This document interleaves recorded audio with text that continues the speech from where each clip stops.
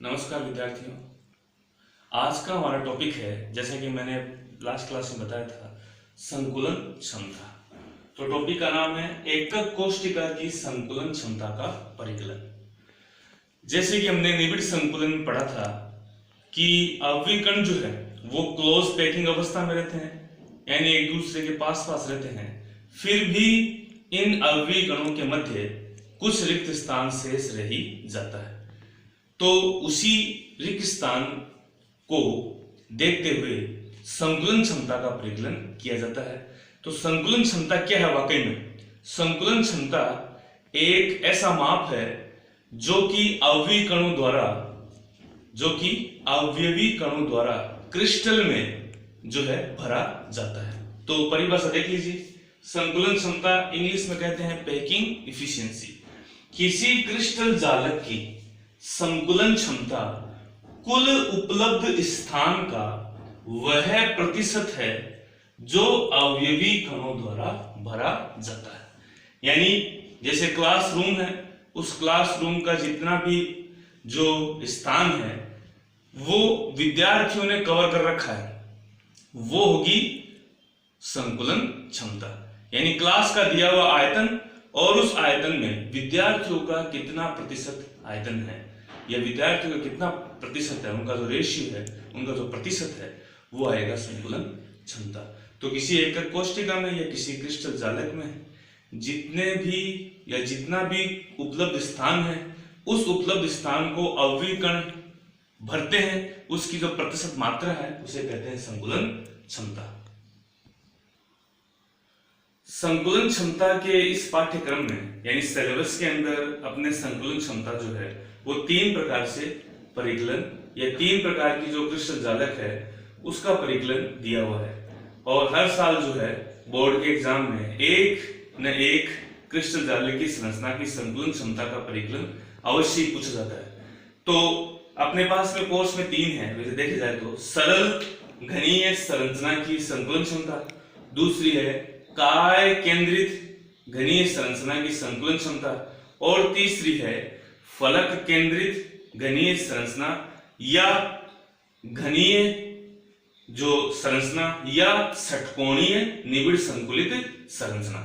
तो ये 3 प्रकार की। वैसे मैंने नाम तो आपको कम से कम 5 नाम बोल दिए, लेकिन जो लास्ट वाले जो 3 नाम है वो एक ही कैटेगरी में आएंगे। कौन से में? एफसीसी, सीसीपी और एचसीपी। देखिए एफसीसी यानी फलक केंद्रित, सीसीपी यानी घनीय निबिड़ संकुलित संरचना का संकुलन क्षमता, और एचसीपी का मतलब षटकोणीय जो निबिड़ संकुलित संरचना की जो संकुलन क्षमता। इन तीनों का परिकलन एक जैसा ही है, यानी इन तीनों की संकुलन क्षमता क्या आती है? एक जैसी आती है। तो उनका जो डेरिवेशन है वो भी एक ही होगा, केवल एचसीपी को छोड़ते हुए। यानी एचसीपी की संकुलन क्षमता का परिकलन, संकुलन क्षमता का परिकलन तो सेम आता है 74%, लेकिन एचसीपी का जो परिकलन करने का तरीका है वो अलग है, जो कि अपने कोर्स में नहीं है। वो केवल एफसीसी और सीसीपी का ही है। तो कुल मिलाकर 3 हो गई, सरल घनीय, काय केंद्रित, और तीसरी है एफसीसी या सीसीपी। अब सबसे पहले बात करते हैं सरल घनीय संरचना की संकुलन क्षमता। तो सरल घनीय में आपने पढ़ रखा है, एक घन दिखाई दे रहा है आपको, और उसके कोने पर अवयवी कण जो है वो मैंने यहाँ पर उसके कोनों पर अवयवी कण लगा रखे हैं। इन दोनों कोने के एक अवयवी कण को दिखा रखा है, इन दोनों कोनों को मिलाकर हमने एक अवयवी कण कर रखा है। और समस्त जो कोने वाले जो अवयवी कण है एक दूसरे को क्या है? स्पर्श किए हुए हैं। तो कह सकते हैं कि घन के कोनों के ऊपर जो अवयवी कण है वो एक दूसरे से स्पर्श किए हुए रहते हैं। अब ये जो गोला है, मैंने बता दिया आपको अवयवी कण को क्या मानना है, ठोस गोला है। गोले की त्रिज्या यानी गोले की त्रिज्या जो है, या कह सकते हैं अवयवी कण की त्रिज्या, वो क्या है? स्मॉल r है। यानी अवयवी कण यदि केंद्र इसको माने यहां, तो अपन ये कह सकते हैं कि यहां से यहां तक की त्रिज्या क्या है?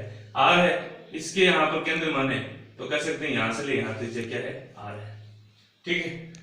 और घन के किनारे की लंबाई, घन के किनारे की लंबाई, तो घन के किनारे की लंबाई आप देखेंगे यहां से लेकर यहां तक ये पूरा किनारा इसके ऊपर आ रहा है। यानी आर और आर, दो आर मिलकर क्या बनाते हैं, घन का किनारे की लंबाई के बराबर हो जाती है। तो अपन लिखते हैं घन के किनारे की लंबाई। तो घन के किनारे की लंबाई हमने क्या माना है, स्मॉल a माना है। इसे आप ऐसे देख सकते हैं, देखिए ये दो अवयकर्ण है, एक दूसरे को स्पर्श किए हुए हैं, यहां से लेकर यहां की त्रिज्या क्या है, r है, और इसकी त्रिज्या क्या है, r है। तो ये जो लंबाई है, ये लंबाई किसके बराबर होती है, घन के किनारे की लंबाई a के बराबर होती है, यानी a बराबर क्या है, 2r हो जाएगा। वैसे कहीं या आप यहां अगर अवयकर्ण रखेंगे तो ये और ये, यानी ये दूरी जो है वो किसके बराबर हो जाएगी, a के बराबर हो जाएगी। अगर ये अवयकर्ण लेंगे, इधर भी अवयकर्ण है, तो यहां से लेंगे यहाँ त्रिज्या r है, यहाँ से यहां त्रिज्या r है, तो ये पूरा क्या हो जाएगा, एक घन के किनारे की लंबाई हो जाएगी। इसे क्या माना हमने, a माना है। तो इसका मतलब a बराबर क्या हो जाएगा, a बराबर क्या हो जाएगा, a बराबर हो जाएगा आपका 2r, a बराबर हो जाएगा आपका 2r। ठीक है, तो अवयकर्ण की जगह आप लिख सकते हैं क्या, गोले की त्रिज्या 2r है और घन के किनारे की लंबाई क्या है, a है, a बराबर क्या है, 2r हो जाएगा। अब बात करें कि सरल घनीय संरचना में जो गोलों की संख्या क्या होती है, यानी अवयकरणों की संख्या क्या होती है। तो अपन बात करें कि सरल घनीय संरचना में गोले की संख्या, तो आपको बता रखा है अगर सरल घनीय है तो गोले की संख्या क्या होगी, क्या होगी, 1 होगी। याद है 1/8 into 8 = 1। ठीक है, अब गोले का आयतन, गोले का आयतन, अब गोले का आयतन का फॉर्मूला क्या होता है, 4/3 πr³। 4/3 कितना होता है, πr³। अब यहां गोले कितने हैं, एक ही है, तो अपन कह सकते हैं कि 1 से गुणा कर देंगे। अगर मान लीजिए अगर अपन काय केंद्रित पढ़ते हैं, बीसीसी पढ़ते हैं, तो यहाँ क्या आता, 2 आता, क्योंकि प्रत्येक गोले का आयतन क्या होता है, ये होता है, 2 से गुणा करना पड़ता है, क्योंकि गोले की संख्या कितनी है, 2 है। तो 4/3 πr³। ठीक है, यहां तो कोई दिक्कत नहीं है। अब बात करते हैं घन का आयतन, किसकी बात करें, क्योंकि एकक कोष्टिका को हमने क्या माना है, घन माना है। तो आप चाहे लिख सकते हो एकक कोष्टिका, या आप लिख सकते हैं घन लिख सकते हैं। यहां भी आप क्या लिख सकते हैं, एकक कोष्टिका लिख सकते हैं, या आप क्या लिख सकते हैं, घन लिख सकते हैं। क्योंकि पहले बता दिया एकक कोष्टिका को क्या माना है, घनीय संरचना के रूप में सभी। तो एकक कोष्टिका या घन का आयतन, अब घन का आयतन का फॉर्मूला क्या होता है, a³ होता है। क्या होता है, a³। a = क्या है, 2r है, तो यहाँ क्या आ जाएगा, 2r का क्या हो जाएगा, क्यूब हो जाएगा, तो ये आ जाएगा 8r³। ठीक है, तो आपके पास में गोले का आयतन यानी अवयकर्ण का आयतन भी है, आपके पास में एकक कोष्टिका यानी घन का आयतन भी है, दोनों का आयतन है। तो संकुलन क्षमता का फिर फॉर्मूला आपको लगा देना है, जो कि होता है संकुलन क्षमता प्रतिशत में का फॉर्मूला क्या होता है कि गोले का आयतन यानी अवयवी कण या गोले का आयतन बटा एकक कोष्टिका, जिसे अपन लिख सकते हैं क्या, घन का आयतन गुणा 100। ठीक है, अब आपके पास में अवयकर्ण का आयतन क्या है, 4/3 πr³। ओके, और आपके पास घन का आयतन कितना है, 8r³। r³ से r³ क्या हो जाएगा, कैंसिल हो जाएगा, कोई दिक्कत नहीं है। और 4 से क्या हो जाएगा, ये कैंसिल हो जाएगा, क्या आ जाएगा, 2 आ जाएगा। 3 पहले नीचे ही है, तो क्या आ जाएगा, क्या बचेगा ऊपर, पाई, और 3 into 2 6, π/6 × 100। ओके, अब पाई की वैल्यू आप जानते हैं 3.412 डिवाइडेड बाय 6 × 100, ये कितना आएगा, 52.4%। ओके, तो सरल घनीय संरचना की संकुलन क्षमता कितनी आई, 52.4%। अब यहां जो 1 नंबर के क्वेश्चन आते हैं उनमें मुख्य रूप से याद करने का क्या है, सरल घनीय संरचना की संकुलन क्षमता कितने प्रतिशत होती है? तो उसका आंसर 1 नंबर क्वेश्चन में क्या लिखना है? 52.4%। ठीक है। एक क्वेश्चन और बनता है, सरल घनीय जो संरचना है उसमें गोले की त्रिज्या और घन के किनारों के मध्य क्या संबंध है? तो a इज इक्वल टू क्या याद रखना है? 2r। a is equal to क्या रखना है? 2r। यानी घन का किनारा जो है वो गोलों की त्रिज्या और घन के किनारे के मध्य संबंध है a is equal to 2r का। और बाद में जो है आपको गोले का आयतन और घन का आयतन जो है उनका रेशियो इनटू 100 और आप प्रतिशत ऐसे निकाल सकते हैं। तो दूसरी है HCP या FCC या CCP। तीनों संरचना मैंने बताया एक जैसी है, लेकिन संतुलन क्षमता एक जैसी है, जिसमें अपन जो है अध्ययन करेंगे FCC या CCP, संरचनाओं की संकुलन क्षमता का परिकलन। चूंकि HCP की भी संकुलन क्षमता कितनी आती है? 74% आती है, और इनकी भी संकुलन क्षमता कितनी आती है? 74% ही आती है। लेकिन परिकलन हमारे सिर्फ किसका है? FCC या CCP का है। HCP का परिकलन करने का तरीका नहीं है। ठीक है, तो अपन बात करते हैं FCC की। डायग्राम में आपको दिख रहा है एक घन है, और इस घन के एक फलक को यहां दिखा रखा। आप देखिए इस फलक की बात चल रही है, आपको दिखाई देगा। इस फलक पर आप देखेंगे तो फलक, FCC का नाम क्या है? फलक केंद्रित घनीय संरचना। यानी फलक के केंद्र पर हमने एक अवविकर्ण लगा रखा है, जो कि घन के इस कोने पर जो अवविकर्ण है और इस कोने पर जो अवविकर्ण है इसके संपर्क में है। तो इसे दिखाने का तरीका आप देख लीजिए, इस तरीके से आपको दिखाई देगा। ये तो हो गया आपका कोने का, ये हो गया आपका फलक केंद्रित, और ये हो गया आपका एक कोने का दूसरे कोने का। तो इसका मतलब इनकी यदि केंद्र की बात करें, ध्यान दीजिए सभी, तो यहां से लेकर यहां तक त्रिज्या क्या है? r है। यहां से लेकर यहां तक त्रिज्या क्या है? r है। यहां से लेकर यहां तक त्रिज्या क्या है? r है। और यहां से लेकर यहां तक त्रिज्या क्या है? r है। और हमने इसको a नाम दिया है, इस अवविकर्ण को क्या नाम दिया है? c नाम दिया है। इसका मतलब AC बराबर क्या कहेंगे आप? r r r r। कितने r हो गए? 4r। यानी AC बराबर क्या हो गया? 4r। ठीक है, कोई दिक्कत नहीं। तो बात करते हैं फलक विकर्ण पर। फलक विकर्ण, चूंकि ये फलक के ऊपर विकर्ण का सा काम कर रहे हैं, तो फलक विकर्ण AC बराबर क्या है? 4r है। आप सभी को दिखाई दे रहा है, फलक विकर्ण AC बराबर क्या है? 4r है। ठीक है, और यहां हमने एक b लगा दिया, और बाकी जगह आप लगा सकते हैं। AC बराबर 4। अब बात करें त्रिभुज ABC में, दिख रहा है त्रिभुज ABC। तो त्रिभुज ABC में, ठीक है, पाइथागोरस प्रमेय लगाए अपन। तो पाइथागोरस प्रमेय क्या है? कर्ण स्क्वायर बराबर आधार स्क्वायर प्लस लंब स्क्वायर। तो यहां पर देखिए AC स्क्वायर कर्ण है बराबर AB स्क्वायर प्लस क्या आ जाएगा? BC square. AB square plus BC square. ये आपने पहले भी आपने पढ़ा होगा कि जो पाइथागोरस प्रमेय है, कर्ण का स्क्वायर बराबर आधार का स्क्वायर प्लस लंब का स्क्वायर। अब देखिए AB हो, BC, ये सभी मैंने पहले आप बता दिया, ये सभी क्या है? किनारे की लंबाई है। क्या है? चाहे BC हो, चाहे AB हो, चाहे ये हो, चाहे ये हो, कोई भी हो, ये सब क्या है? किनारे की लंबाई है। इसका मतलब AB भी किनारे की लंबाई किससे दिखाते हैं? A से दिखाते हैं। तो A का स्क्वायर, और BC भी किनारे की लंबाई है, ये भी A का स्क्वायर। तो AC स्क्वायर बराबर क्या आ गया? A square plus A square. यानी AC स्क्वायर बराबर 2A स्क्वायर, और AC बराबर √2A। ठीक है, कोई दिक्कत नहीं है।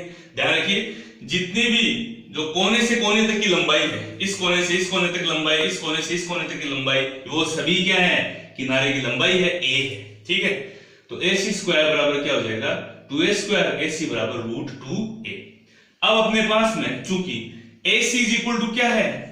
4r है, तो हमने इन दोनों समीकरण को यदि देखते हैं तो अपने पास में आ जाएगा, √2A is equal to 4r हो जाएगा, क्योंकि AC बराबर √2 है, यहां भी AC बराबर क्या है? 4r है।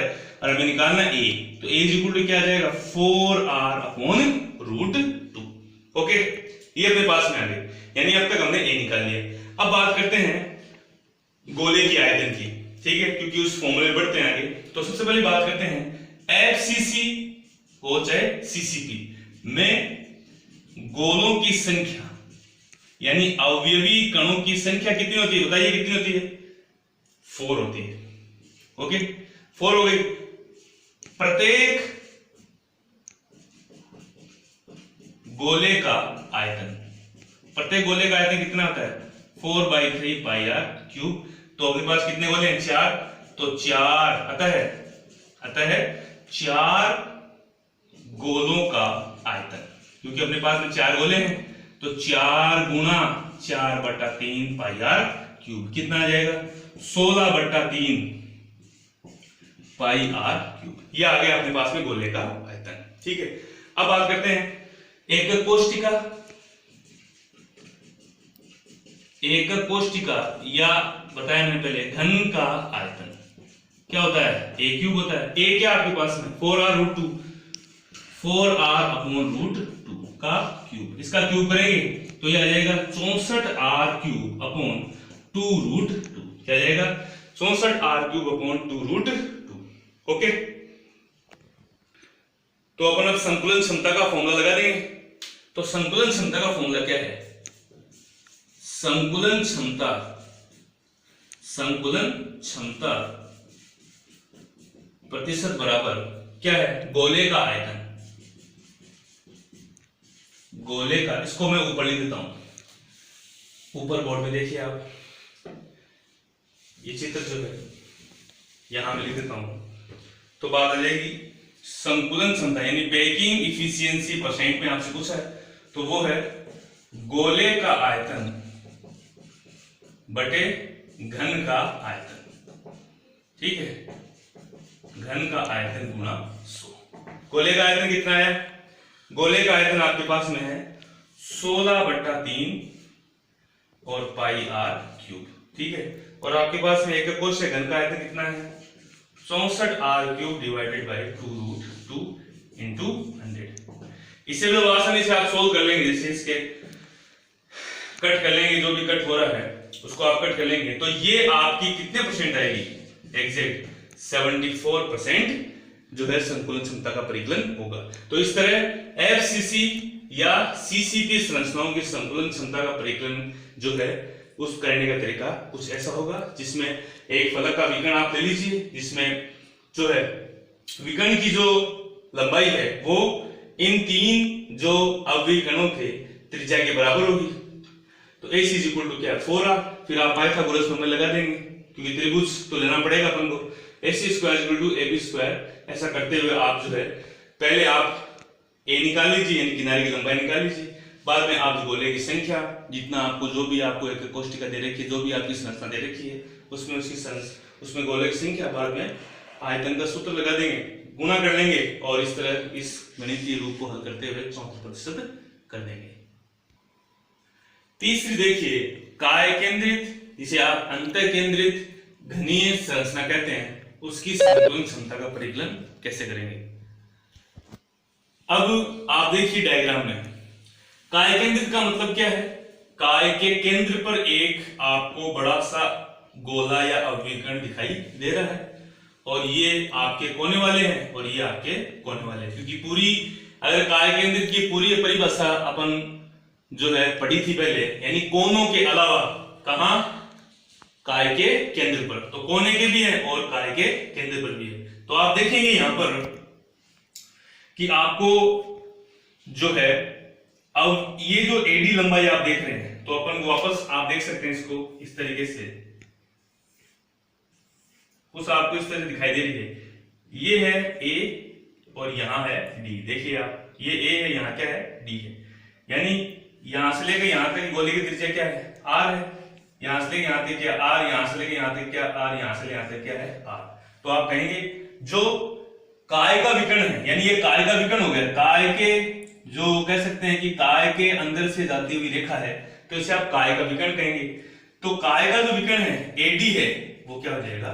4r हो जाएगा। यानी AD बराबर क्या हो जाएगा 4R। ठीक है, इसकी हम बाद में चर्चा करेंगे, इसको यहाँ आप देख लीजिए, बाद में चर्चा करेंगे। अब देखिए यहाँ पर एक त्रिभुज और है, नीचे वाला जो फलक विकर्ण है, देखिए नीचे वाला फलक आपको दिखाई दे रहा है AC दिखाई दे रहा है आपको, फलक विकर्ण। तो अपन इसमें पहले त्रिभुज लेंगे फलक वाला, त्रिभुज ABC, त्रिभुज ABC में।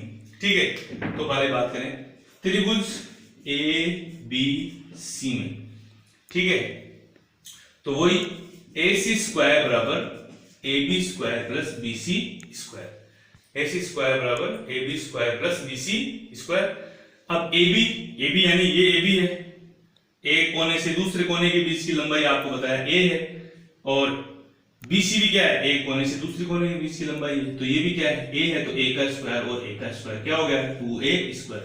AC बराबर क्या आ गया 2A स्क्वायर। यानी नीचे वाले फलक में हमने पहले बात करी, क्योंकि A और C जो है वो दोनों ही जो कोने वाले केंद्र है वो इस त्रिभुज में भी काम आ रहे हैं, इसलिए हमने पहले फलक की गणना करनी पड़ेगी। ठीक है, अब बात करते हैं अपन त्रिभुज ADC में, त्रिभुज ADC में। ठीक है, अब हमने पहले बात कर ली है, ध्यान रखिए AD इज इक्वल टू क्या है 4R है, यानी R और R, यानी AD इज इक्वल टू क्या है 4R है, ये ध्यान रखिए। तो त्रिभुज ADC में तो अपने पास में क्या है AD का स्क्वायर बराबर AC का स्क्वायर प्लस CD का स्क्वायर।